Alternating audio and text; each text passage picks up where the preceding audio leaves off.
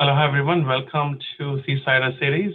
My name is Vinay, and today I will be hosting this meeting. And we also have our international student advisor. She is joining us, and she will be the main speaker for today. So Kaden is out of office today, so that's why I'm hosting this meeting. But yeah, it's nice to see you all. And let's see if we are waiting for anybody who is joining us.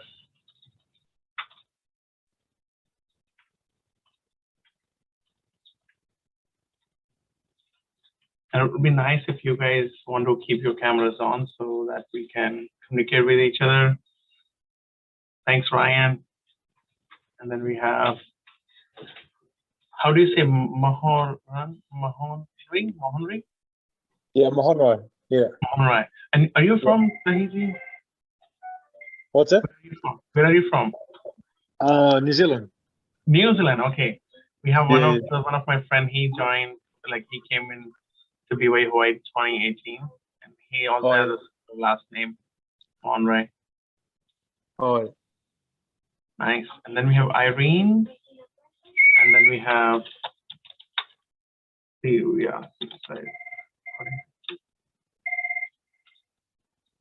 Okay, great. So you are admitted for winter 2022, or is it for fall 2021?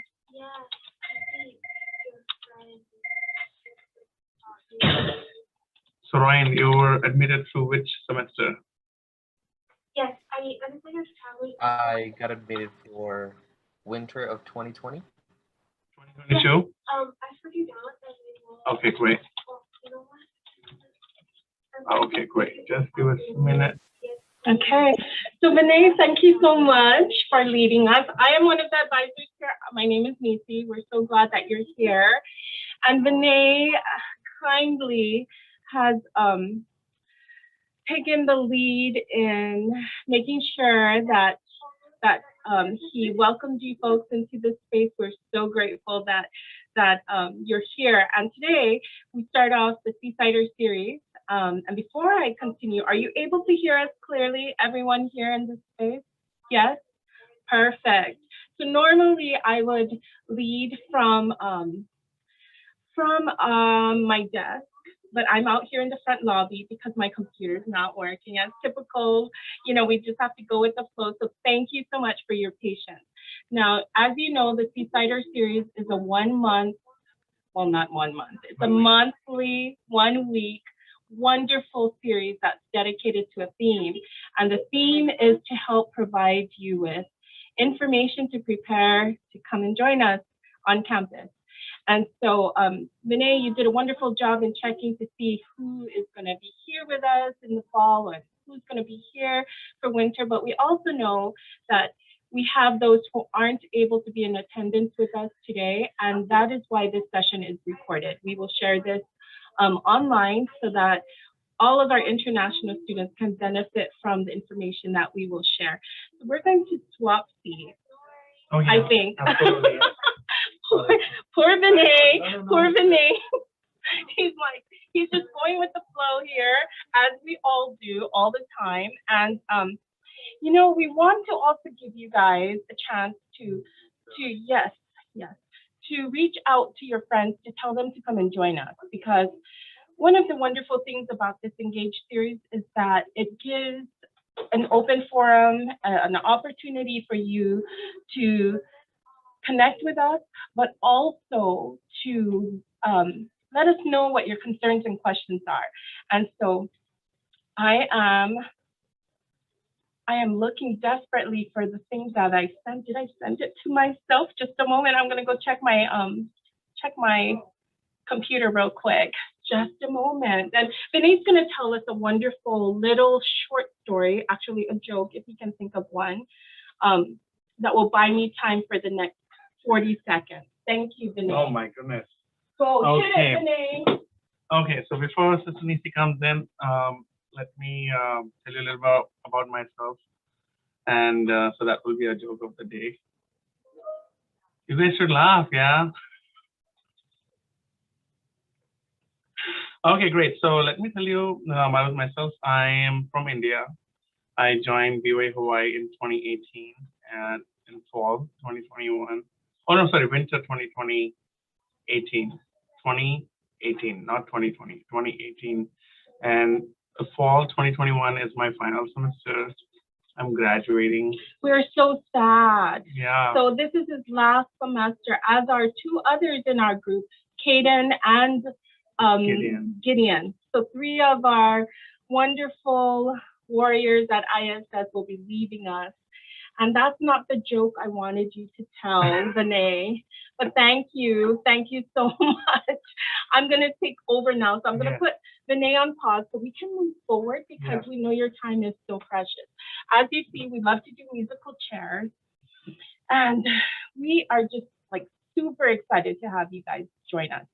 So as you know, our focus is the pre-arrival checklist. And many of you have already received that with your documents, but we're gonna go over part 1 and part 2 of our checklist. On Wednesday, we will be going over the post-arrival checklist. Tomorrow's session that we have for this Seasider series is going to be on travel preparation. So all of this is geared towards getting you here, but also being cognizant of the requirements that will ensure your smooth transition to BYU Hawaii. So let's move forward here. As you know, when you were accepted, you were also, you're given the choice whether to accept that what is it called? That admission, the intent to enroll. Look at me, I'm saying, what is that called? I should know what it's called. The intent to enroll. And so for some students, they bypass that requirement and they come straight to us and they're saying, give us our document. But if you've not completed that part, that's going to delay things for you. So make sure that you do look at the student checklist that's required. And I'm being mindful too that some students who will be watching this will be looking at it as winter 2022 admits. And so when you activate the checklist, you're able to see all of this that is included and complete all of these things. Again, this is your agreement. The conditions that are set here for you are set so that you are clear as to what the requirements are when you arrive to campus. I'm going to take us back to the checklist here, and we're going to look at the next thing, the international processing fee. So this here, when we look at it, a lot of students have questions about this because, you're paying a lot of things. You're paying, I got to remember the camera's right here. You're paying a lot of things. Wait, let me show you our wonderful team. Hold on. Let me give a shout out to Natasha back there, to Vinay, who's our student manager here. It's so much fun to see everyone else, right? I wish I could just keep the camera on them the whole time, but we can't. And so you're paying so many things. You're paying for your visa interview. That's the DS-160 that you pay, and you complete that online application. It's $160. You set your visa interview to the embassy that's conveniently located or the only one that may be available to you. You're paying the CBIS I-901 fee. We'll go over that. That's depending on your status, whether you're J, it's $220. For F1, it's $350. Like, there's all these fees, and it can feel overwhelming. You have your housing deposit. There's just so much. But know that the fees are important, and it's just a one-time hit. And this one here, the international processing fee, it's required of all international students except for Canadians. Canadians are able to travel just crossing the border, the northern border of the United States, and return to their country. But the whole purpose with the IPF, that's short for the title itself, is to ensure that you have monies at the very end of your program to return home. And that could be any time, not any time, but if you graduate, you have that fund available to you. if you complete your academic training or OPT after your graduation, you'll still have access to that fund to help you travel home. And it's a one-way ticket home. Some tickets cost up to $2,000 just to return home. So know that the $500 that you pay, you're not going to have to pay the difference for your ticket, at least for now. And that's how it's been over the last few years. It's a very, it's a comforting thing to know that you have that amount saved for you. And especially now with COVID and the global pandemic, what it's done to economies and also to travel, we know how expensive travel is. And so this fee is required. Our office, among other requirements, aren't able to release the documents to you. This is one of the requirements. We do check to make sure that you've made this payment. And notice that this is something that's required at the time of admission. So it's something like your notice, your intent to enroll. This is something that you need to pay right away. And there are two methods of payment. You could either call the cashier's office. They're only open 10 a.m. to 3 p.m. Hawaii Standard Time. And you can do that over phone. Some of our students don't have access to internet, but they're able to make the payment by phone. And so that's one option of making the payment. Number two is paying it through Flywire. And that is a vendor that the school uses so that you can make the payment. And you're able to acquire the receipt and then forward it to us. It will help us know right away that you've cleared this requirement so that we can move forward with your document and creating your document. Okay. And then we have here, the one exception is for this, where it can be refunded, is if you do not come to school at all. Say, for instance, life plans change, you get married, or that you decide to attend another university and you don't even come here to BYU Hawaii, and you're letting us know that, okay, I won't be coming because my plans change. Then at that moment, we can refund you your IPF. So know that it's not going to be lost completely, especially if you have not attended or placed foot in the US. We will return the fee to you, but that's the only exception. Now we're going to return to the wonderful, let me close this here, the checklist here. And you notice that as I had shared, you provide the IPF receipt to us. You also send a color copy of your passport so that we can, in creating your records in our database called Synapses, we are able to start building your record as a student. And we also ask that you confirm your mailing address with us, because many times when you've applied for school, that address that you've listed as your mailing address at time of application may have changed because months have passed.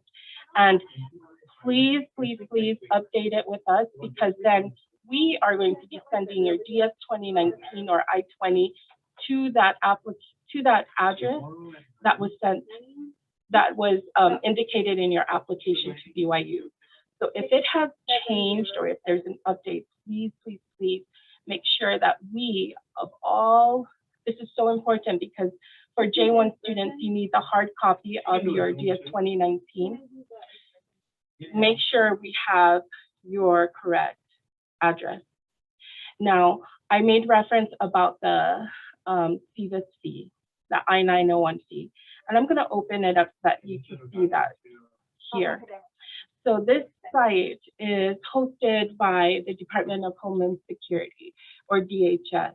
The US government, there are different agencies that have their hand in immigration, and Department of Homeland Security is one. And this website here that I'm sharing with you is where you can pay that CVIS I-901 fee. This is a requirement of the program. Whether you are an F1 student or a J1 student, you must pay this fee. And what the fee is an administrative fee that is used to manage the database that Department of Homeland Security manages. So when you get here, you would just click on Pay I-901 You'll put your N number, that's your CBIS ID number that's on your I-20 or DS 2019. List your information here. And when you click Submit, you will be taken to another page. But at the end of this process, it will require that you make payment. So for J students, it's $220. And for F1 students, it's $350. These fees are required and set by the government. It's not anything that's negotiable. It's what's required of the program. So Department of State hosts the J1 program. They run that, and Department of Homeland Security does F1 program. Now, at any time, you can also check your I-901 status if you've made payment, or if you forgot to print out your receipt at the end of making payment.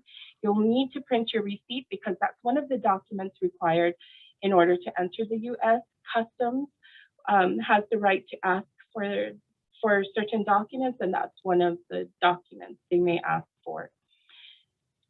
So let's go back to, let me close this one.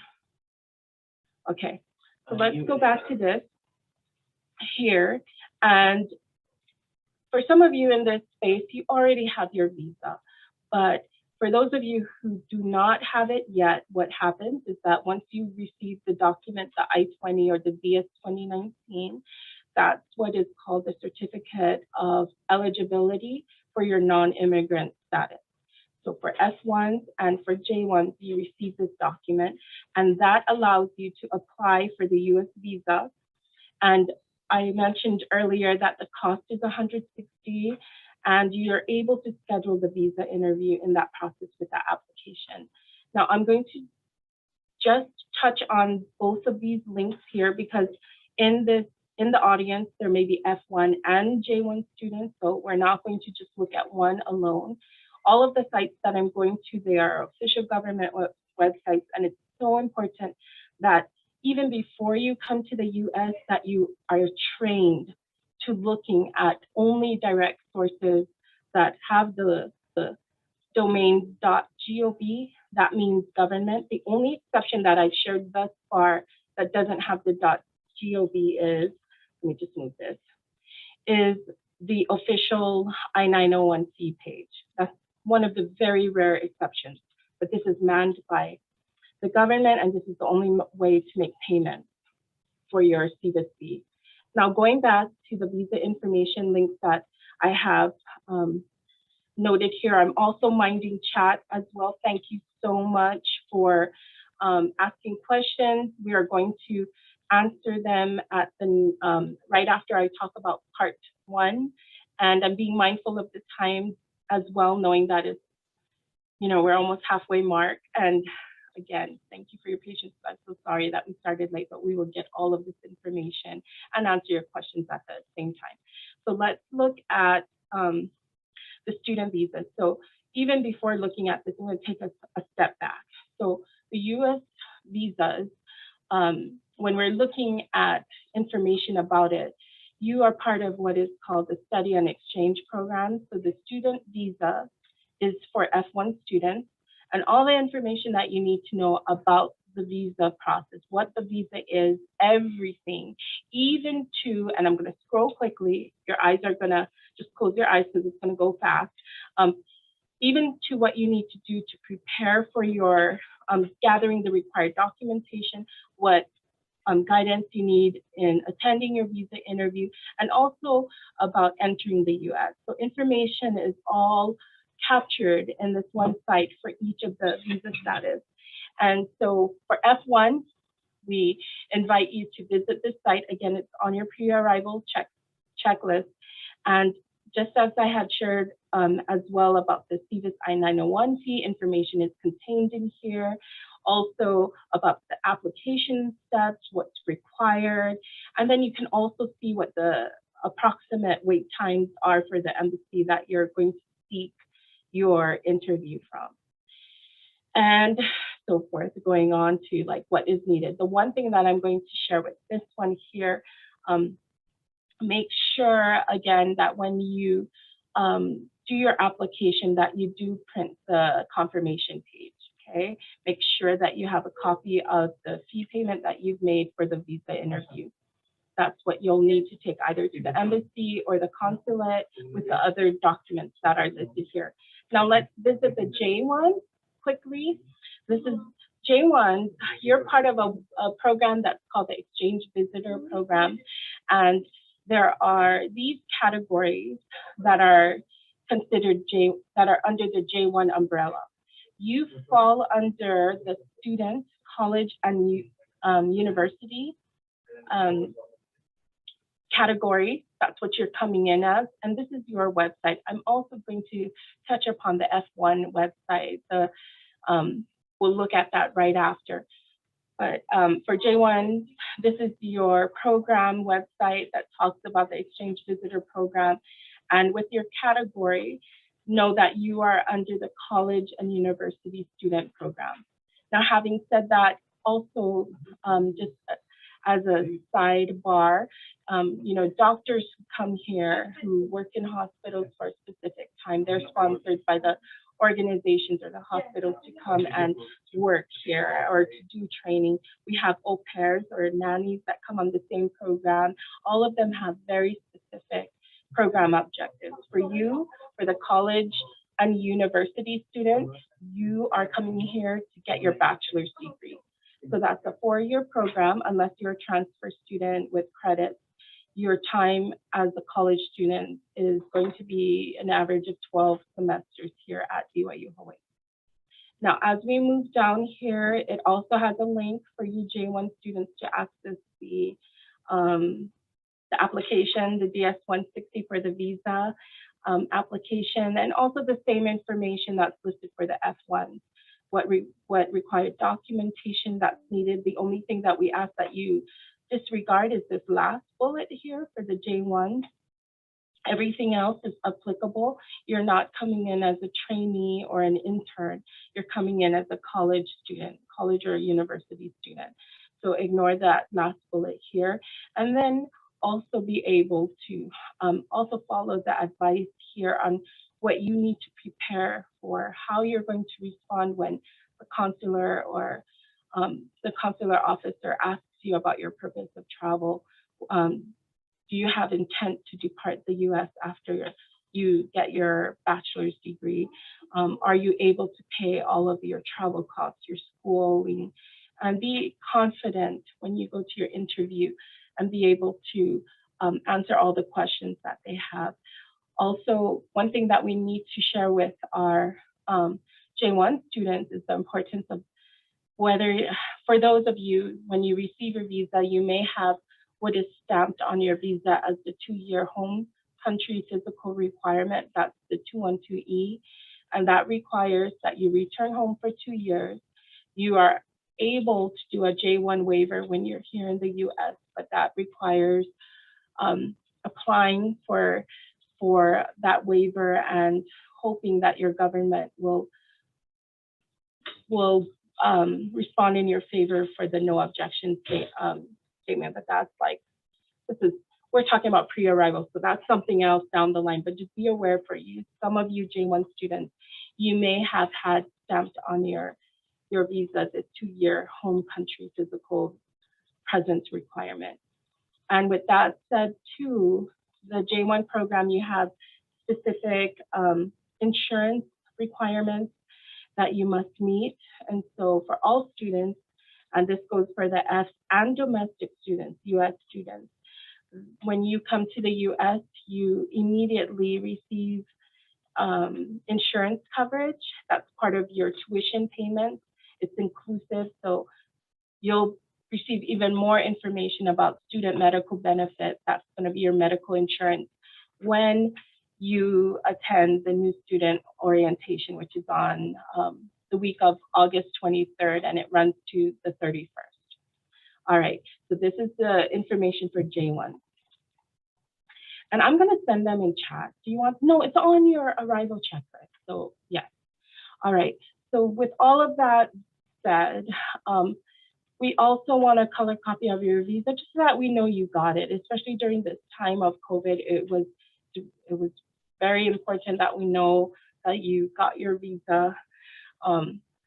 And to make sure that the date on your DS 2019 or I-20 is going to be into the future, not a date that will be passed once you travel. So say, for instance, the date on your DS 2019 or I-20 is August 23rd, but your tickets are for August 26th. You need to be in contact with us to send you an updated form because you will be stopped by customs. And we will talk about customs after this. That's something that you'll experience when you arrive to the US at the port of entry, which is the airport. The other thing that we want to make sure that is conveyed in this meeting is to stay connected with us through our communication channels.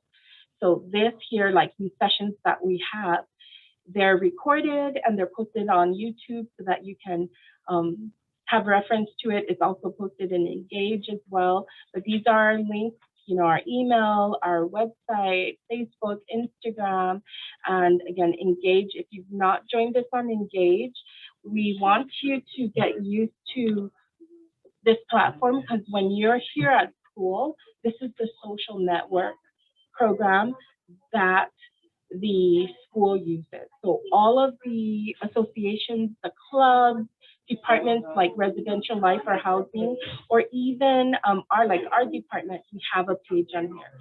So be sure that you sign in and you join the different clubs that you want to be part of. There's so many. As long as you have your ID number and your school email, you will be able to sign in for these clubs. But if we look for international student services, you can join us here and we will accept your request and then you'll be part of this so that especially during your first semester, your in-person semester with us, you won't miss out on any of our updates. Now, we're going to go back to the arrival list and I'm going to take a break right now, like maybe 2 to 5 minutes so I can answer any questions. And then we'll continue with probably for some of you the most important part, which is all of this stuff here, housing, travel, COVID-19, requirements by the state of Hawaii, especially when you're traveling, what does the state of Hawaii expect of you, what does the school expect of you. So we'll cover part 2 after our brief Q&A. So right now I'm going to respond to, oh yes, thank you. Okay, first let's take care of the first chat. How can we know if our DS 2019 is updated?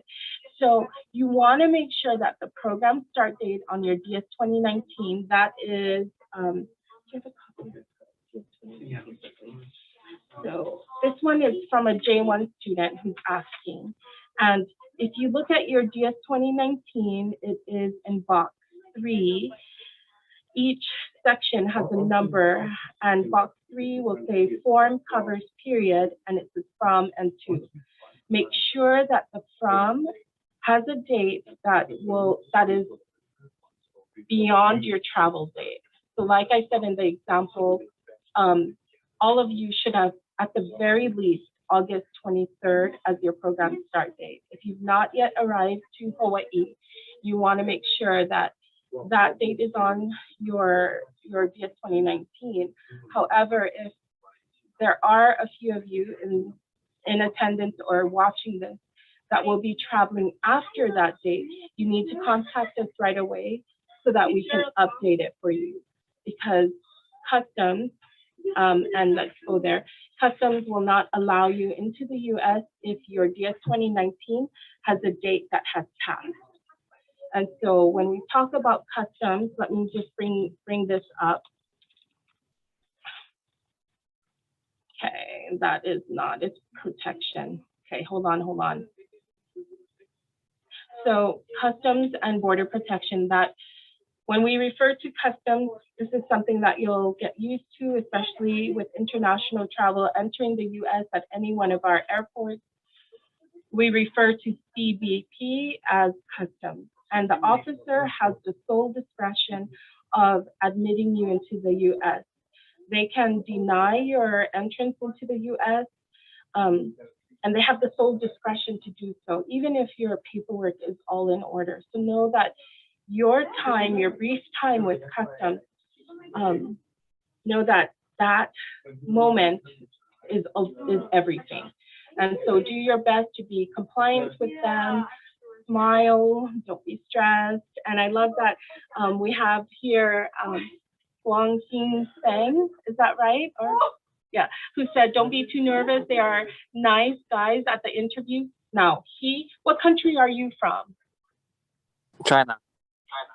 You're very lucky. So I guess the consulate or the embassies in China, they have amazing people that are just full of sunshine and joy because we have some students who get denials and it's very disheartening for them. But again, I love that you shared with us the positive truth that it can be an amazing experience. And how long was your interview? Was it 2 to 5 minutes? How long was it? It's about like 6 or 7 minutes. Yeah, it's not that long. So for some of you, your time may even be less with the consular officer. So know that, as long as you are prepared, you have confidence throughout, you'll be okay. And learn from your friends here, even in this case, that it's gonna work out well for you. So we have here is it box number 3 that we look at for the date. Mine says start date is August 1st. Do I need a new DS 2019? Yes, you do. So for J1, the hardship with our J1s is that in order to enter the US, you need to enter with a hard copy of your DS 2019. Our F1 students, we can email your I-20 because the government has allowed for us to share digital copies of the I-20, and that also works for official processing, like for your visa processing, or even entering the US. For J1 students, you need the hard copy for any kind of official processing, which includes your visa interview and your and entering the US. So I'm going to invite wonderful Vinay. Yes. Vinay is going to be here. We have a student in place here. I think this is Rodolfo Sto Tomas. We're going to need to send you revised and updated DS 2019. Okay. Let's add him to our list. Thank you so much for letting us know. And just email us as well. Vinay, again, is one of our student managers, and he'll help us so that we can ensure that you get the documents you need so that you can be here with us on campus. Thank you so much. So any other questions in the floor before we move on to part 2? Vinay has something to share. Can he send us an email? Yeah. Oh, yes, yes. So Rodolfo, will you please just send your email right now? Just send an email, address this to Vinay. Sorry, Vinay. Send it to our magical wizard here, who is our student manager. I'm going to type his name so that he's just famous here. And you will send it to international students at BYUH.edu. Thank you. Okay. The financials will say the same thing. So thank you so much for asking that question. Is it likely to have change of personal funds to a standard one with the updated DS 2019? So know that we are not going to touch the financials. The financials will stay the same. We are only going, when we make a revision, it will only be to your date. However, for those of you who may experience changes with your iWork sponsoring program, if your family contribution changes, that's where we will change the personal fund. So thank you so much. We base it off of what you presented at time of acceptance into BYU. Thank you. All right, so if there are no other questions, we're going to move on because we need to cover everything on this pre-arrival checklist. So we're going to go to part 2. And for housing, I hope that everyone that is coming for fall semester has housing. Housing has turned into very I better edit my mouth here. It's very tough. It's very tough. And so for those of you who have yet to secure housing and are running on faith, we need you to, yes, very limited. We need you to do all that you can to try to find housing. We don't want you to come here and then have no place to stay. Again, one of the things that the university has shared with us in their updates, and this should be something that you always have pinned on your browser. When you look at the COVID-19 updates, it has shared that for those of you, and I'm going to scroll a little bit down, we know that there has been a lot of updates to the vaccine information that the school has released. You can read that on your own. Right now, we're going to talk about the fall 2021 housing update, and I'm going to make this a little larger here. Oh, it doesn't work. Okay, hold on. Sorry, just a moment. Okay, we're just going to leave it like this. You should be able to read this. And for those of you who have yet to secure housing and you're going to do all that you can to be here by September 1st, that's the start of school. We want you here, students who still need to secure housing for fall can follow these steps here. So you sign up for one of the wait lists, you keep in touch with Residential Life or Housing as they're known. And this message is also released by Housing themselves. They also provide their phone number here.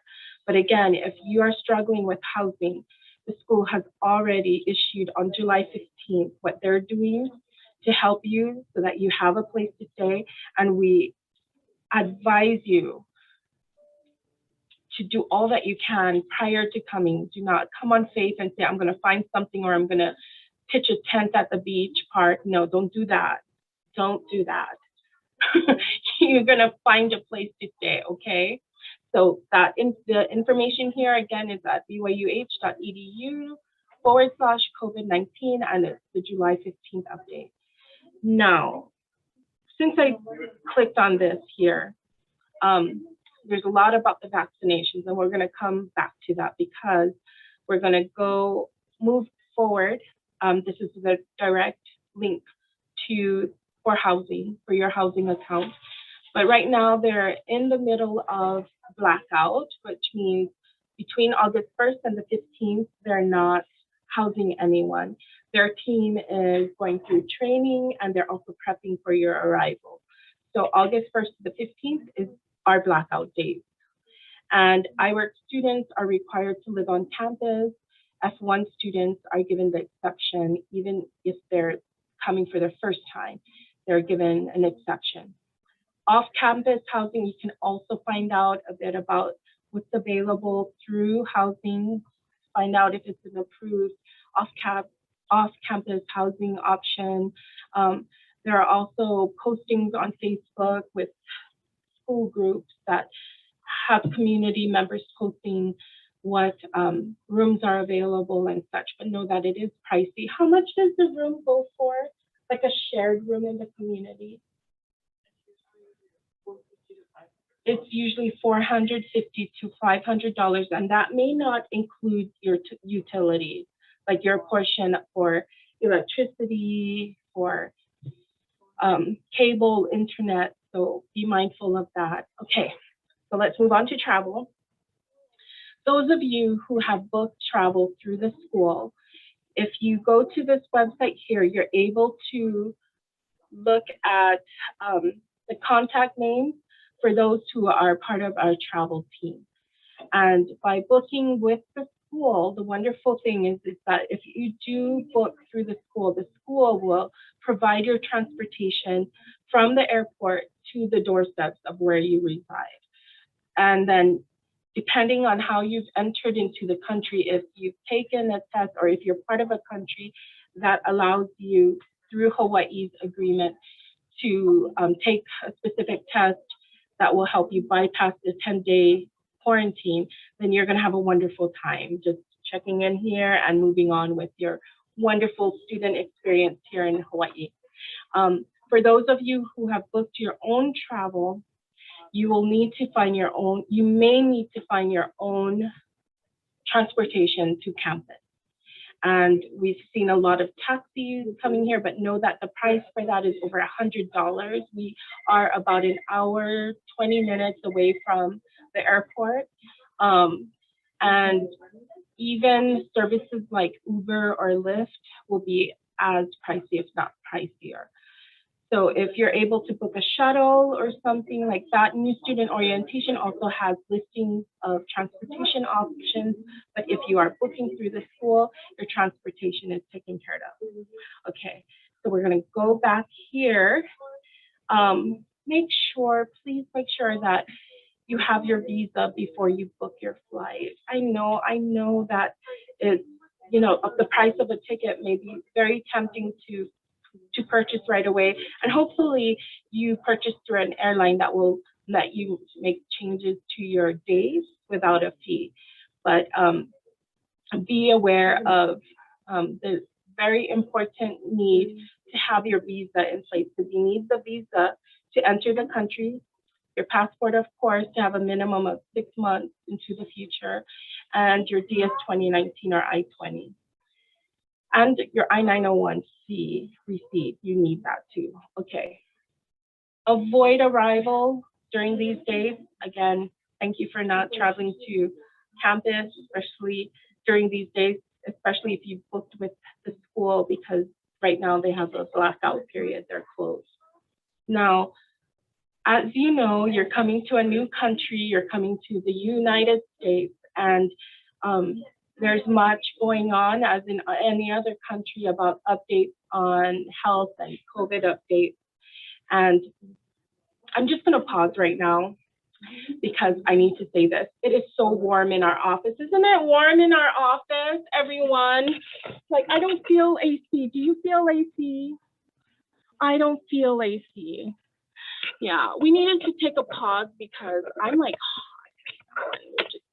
I'm doing a live show with our wonderful friends here. Just letting you know, if you have AC or a fan going on, we are so jealous of you right now. Or come to the Hollies, it's so warm, the dormitories. Okay, so it's very warm in our space here. And it shouldn't be. Anyways, let's go back to what I was talking about, the updates, and how every country has like their standard for safety because of COVID. So for the United States, the CDC, or the Centers for Disease Control and Prevention, that is an agency under the Department of Health. And they provide us with national regulation on the government stance on moving forward with COVID, and what requirements are in place, even for us, even for domestic or United States citizens coming back to the United States, there are requirements too. So keep up to date with the federal requirements. We have that on the pre-arrival checklist, because things can change from week to week, month to month, and we try to ensure that we give you the best information, but we will always direct you to the direct source so that you can also be aware of all the details that you need to know prior to coming to the US. The other link that we have in place is for the state of Hawaii. So you're coming to the United States, there are 50 states here, and each state has their own rules and their requirements, what they mandate in their state, and Hawaii has their own. And this site is also sponsored by the state of Hawaii, and the Department of Health for the state of Hawaii has more information about this. But Safe Travels Hawaii is the program that is devoted completely to travel to the islands of Hawaii. And so here, always at the homepage, you will read about what, like, the real-time updates will be posted here. Also, those countries that are able to bypass the 10-day quarantine, if they take tests from trusted partners that the state of Hawaii acknowledges. So those countries are Japan, Canada, Korea, Taiwan, Philippines, and Tahiti.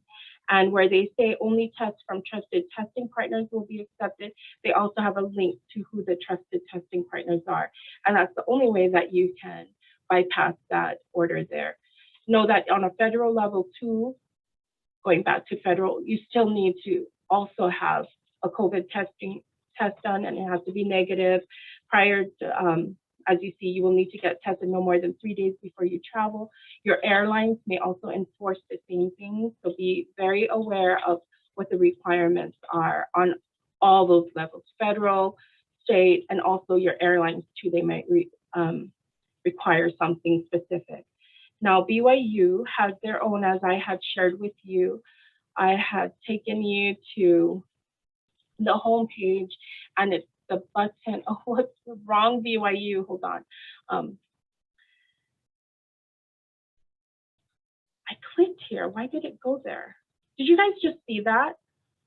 That is something we can report to the website friends of ours and tell them that that does not go to BYU Hawaii. Okay, so let's go to BYU Hawaii, and we will go there quicker by doing this. Okay. As you know, August 18th is the deadline for vaccinations, to report that you have received your vaccinations. And the vaccinations, the COVID-19 vaccination, has to be an approved vaccination by WHO, the World Health Organization. So if you've taken a vaccination in your country that's not acknowledged or deemed as acceptable by WHO's standards, WHO, you'll need to take part of a few things. Number one, plan on getting your vaccination here in Hawaii. You need to contact the health center and make sure that they are aware, because come April 18th, that August 18th, that hold will be placed and will not be removed until you get that reconciled. And so the school has also worked with the Department of Health in a program called the Modified Quarantine for Students. This is for those, it starts August 11th, so 2 days from now. Anyone arriving from abroad and coming to campus, you can take part of this MQ program that will allow you to pretty much just validate that you will be getting the vaccine soon, and that will help to remove the hold that's on your student record.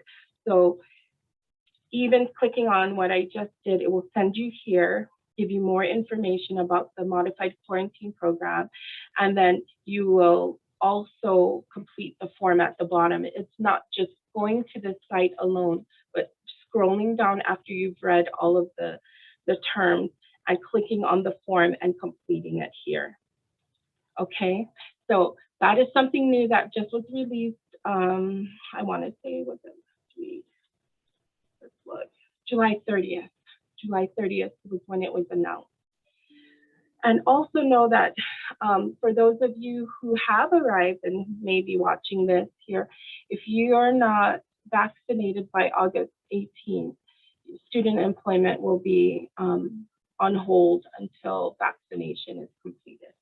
And the reason for doing this is that the school is committed to your safety. We pretty much have the world coming to our doorsteps. We have the Polynesian Cultural Center that is just next door to us. Many of our students work there, and we have so many international students, and a very small community. And our leadership here at the university has moved forward with this proactive plan of requiring vaccination. So going back to our checklist, and that is it for this point. On Wednesday, we're going to be talking about the post-arrival checklist. Tomorrow, we're going to talk about travel exclusively. But we also want to reiterate the importance of when you arrive, once you're done with quarantine, or if you're able to bypass it, that you check in with our office. It's so important that you check in with our office. And the reason being is that as a participant in the F1 and J1 programs, we need to see you within a certain amount of days and validate your record in CBIS and report to the government that we've seen you, that you've arrived, and that you're here to thrive in the program. So don't forget to stop at our office. We are located just near the fitness center. We can tell you our address, but everyone knows where the fitness center is, and we're just right on your way to it. We're located at CAC 157. Please follow us at our social media pages, and also keep us connected with your plans as well. Email us directly, keep in contact with us even by phone, or joining us when we have our chat with ISS sessions. At this time, before we close, I'm going to open the floor to questions. I'm also going to have Vinay move into the space here so that if you have questions, he can also chime in. If there are no questions, we will close, but we'll give you the next few minutes to have time to speak to us. I have one quick question. So I got my visa and passport back. Do I need to send a copy to you for email? Yes. Could you please send us a color copy of your visa so that we can just put that in your record? That will also just let us know, yay, he got his visa, and also it will help us to double check your program start date, making sure that you're going to arrive with a valid document in hand. Again, remember that if your travel date is after the program start date on your DS 2019 or I-20, speak to us ASAP so that we can help revise your document. Okay. Any other questions? I have a question. For those of us that need a new DS 2019, when are we likely to receive it, and are we likely to make it to campus before the start of the semester or not? So is that Rodolfo. Yeah, I just received your email. So we will go ahead and process your document today, and tomorrow we'll ship it. Make sure that we have your updated address, because I just got an email from somebody and it's been processed and the student is asking to change their address. So it's going to be hard because we can't change address once we have processed the document to DHL. So if you want to resend your address, make sure you do that. Just make sure that it's all updated, because once it's gone from our office, it's not in our jurisdiction that we can. Yeah, that's me. That's me to ask you to change your address. Yeah, so you have to contact DHL. We can't do anything from our end. Yes, well, I will contact them. Yes, thank you. Yes, please. No worries. And keep us updated too, because if it's impossible to have it sent to you or something, let's get involved and try to see if we can help you in any way. Thank you so much. Thank you, Vinay. Okay, any other questions? I have the same address. Okay, good. Great. Yeah, Thank you, Rodolfo. Okay, any other questions? You guys are fabulous. Hunter has one. I was gonna say, with the earliest admission date, it says the 2nd of August. Is that okay to have that? Because there's a start date, like a start and end date on my I-20, and then there's an earliest admission date. And so the start date says the 1st of September. Is that all right, or? Because I have another date that says the earliest admission. Does that make sense? Yeah, so what we're going to do is we're going to check that for you. Vinay and I will respond to that. But you're going to just, because this is recorded, we can't say here. Okay. So we are going to email you, Mohanrai, and we're going to get this result here. And when are you traveling over to Hawaii? The 26th of this month. Okay. Like it has the earliest admission date, which is the 2nd. So I was thinking that was just the date you can go into the, or allow them to. So it should say a start date on there. If the start date just says September 1st, that means you have 30 days to enter the US at any time. So that would coincide with that August 2nd date. So you could come in anytime after August 2nd and before September 1st. So you're okay. The program start date does say September 1st. So you're all good. You're all good. Cool. Just Yeah. had to double check. Thank you. Okay, no, thank you so much for double checking. And thank you everyone for being here. Bene's gonna say bye as well. Tomorrow you'll have your superstar host, Kaden, in place. And we're just covering for him today, but tomorrow he will resume his throne here and then be with you for the rest of the week as we do our Seasider series. Thank you everyone for being here. We will close now. Email us directly if you have specific questions or concerns and let us help you, okay? We're excited. We're excited to see you soon all. Thank you so much for being part of our wonderful meeting. We appreciate you. Thank you. Bye.